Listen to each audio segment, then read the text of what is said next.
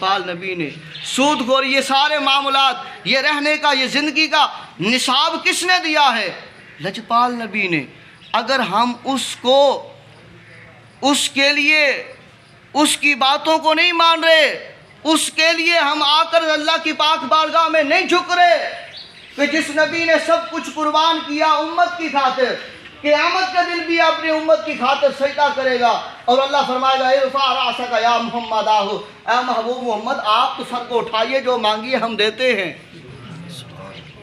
तो क्या हम करते हैं? अगर नहीं करते तो बस ये सोचना है, अगर हम नहीं कर रहे, अगर हमारे में कमी पाई जा रही है, अगर हम ये कर रहे हैं तो बस ये सोच लीजिए, अपने दिल में बिठा लीजिए कि यारो मेरे से वो जानवर अच्छा है जिस जानवर ने लजपाल नबी की सजदा भी किया है, लजपाल नबी की बात को भी माना है। मुअर्रिखीन लिखते हैं जब तक वो ऊँट उनके पास रहा है, उन कबीले वालों के पास रहा है, उसने किसी की तरफ सर को उठाया नहीं है, किसी को मारा नहीं है।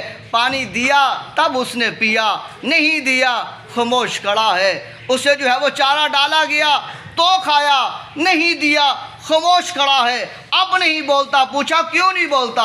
ज़बान हाल से कहता है तुम्हें पता नहीं मुझे मोहम्मद कह के गए हैं, मैं मोहम्मद की बात को देखो, इनको देखूं। तो बस इसी बात को मान लीजिए कि हमारे से वो ऊँट अच्छा है अगर हम शरीयत मुहम्मदी के पासबान नहीं बन रहे। तो अल्लामा इकबाल ने क्या खूब फरमाया कि मोहम्मद से वफ़ा तूने तो हम तेरे हैं, कि मोहम्मद से वफ़ा तूने तो हम तेरे हैं, ये जहाँ चीज़ है क्या लोहो कलम तेरे हैं।